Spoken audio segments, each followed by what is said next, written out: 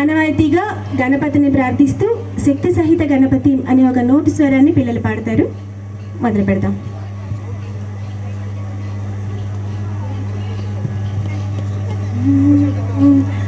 గా గ గ మ గ రి స రి స ని స రి ని స రి గ స గా గ గ మ గ రి స రి గ మ గ రి గ స ప స ని స రి ని ప స గ రి రి గ